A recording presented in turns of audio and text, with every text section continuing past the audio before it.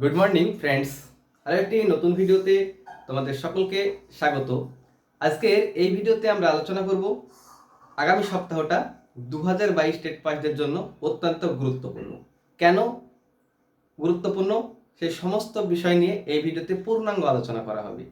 তো ভিডিও শুরু করার পূর্বে তোমাদেরকে আবারও বলবো, যারা আমার চ্যানেলে নতুন তারা অবশ্যই চ্যানেলটিকে সাবস্ক্রাইব করে দিও, আর ভিডিওটা ভালো লাগলে অবশ্যই একটা লাইক করে দিও, আর কোনো রকম কোয়ারিজ থাকলে কমেন্ট করবে। আর যাদের ভিডিওটা ভালো লাগে না তারা ভিডিওটা অবশ্যই স্কিপ করে যাবে, অসুবিধা নেই। তো চলো আমরা মূল ভিডিওতে প্রবেশ করি। আমরা আগামী সপ্তাহে বেশ কয়েকটি মামলা সুপ্রিম কোর্টে উঠতে দেখব, যেগুলোর সঙ্গে 2022 স্টেট পাসদের অঙ্গাঙ্গিকভাবে যুক্ত থাকা বা যুক্ত আছে। তো চলো সেই মামলাগুলো কি কি। প্রথম মামলা হচ্ছে ম্যাট 1594 দিয়েই শুরু করি। ম্যাট 1594 কিন্তু 9 তারিখে উঠছে সুপ্রিম কোর্টে। এই ম্যাট 1594 মূলত সুপ্রিম কোর্টে গিয়েছে। এই ম্যাট 1594 মূলত এই সুপ্রিম কোর্টে কারা চালায়? 2017 টেট পাস যারা ক্যান্ডিডেট ছিল তারা কিন্তু ম্যাট 1594টাকে এতদিন থেকে চালিয়ে আসছে এবং স্টে ফেলিয়েছে, তাদের নিয়োগ কিন্তু কমপ্লিট হয়ে গেছে।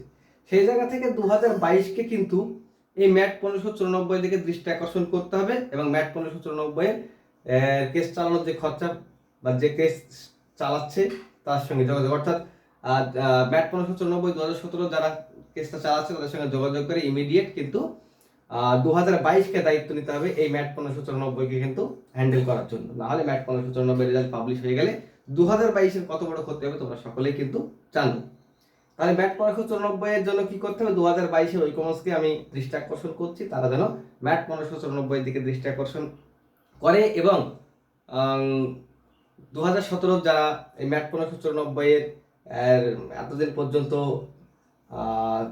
দেখাশোনা করতো বলা যায়, বা বিভিন্ন রকম উকিল প্রোভাইড করতো, তো তাদের সঙ্গে যোগাযোগ করা উচিত। তাহলে কিন্তু একটা ফাইট দেওয়া যেতে পারে, তাহলে ম্যাট 1594 আটকানো যেতে পারে। তারপরে ম্যাট 1594 এর পরে কি আছে? আগে আছে ডেটটা অবশ্যই 8 তারিখে।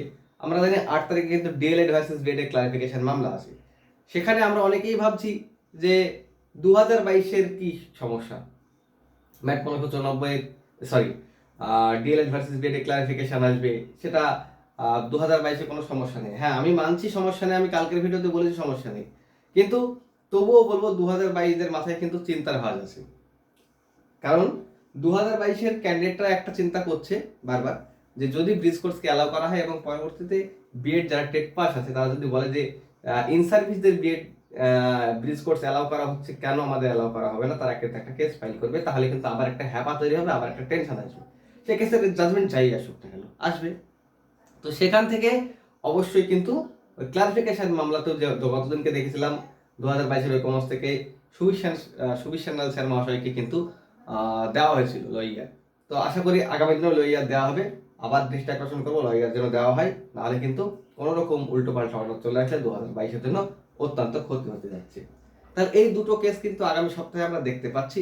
এছাড়াও ইতিমধ্যে আর একটা সমস্যা 2022-এর মাথার উপরে ভর করেছে। সেটা কি সমস্যা? আমরা কলকাতা হাইকোর্টের সিঙ্গেল বেঞ্চে একটা জাজমেন্ট পেয়েছি। সেটা কি জাজমেন্ট?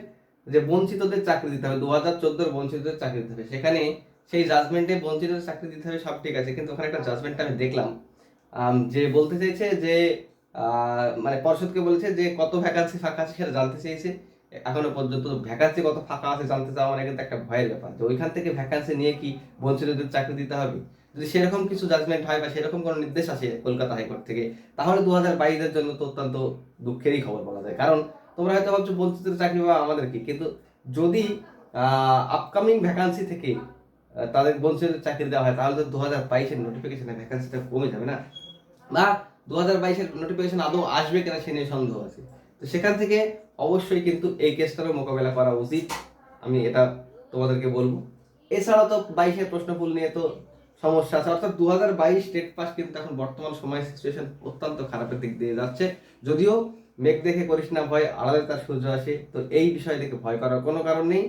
ভালো সময় কিন্তু অবশ্যই তোমাদের আসবে। তো ভিডিওতে এইটুকুই বলা ছিল, বিশেষ কিছু আর বলার নেই। তো তোমাদেরকে আবারও আমি শুধু মনে করে দিলাম যে এই সপ্তাহটা কি কি হতে পারে। তো চলো ভিডিওটা এখানে শেষ করি। Thank you.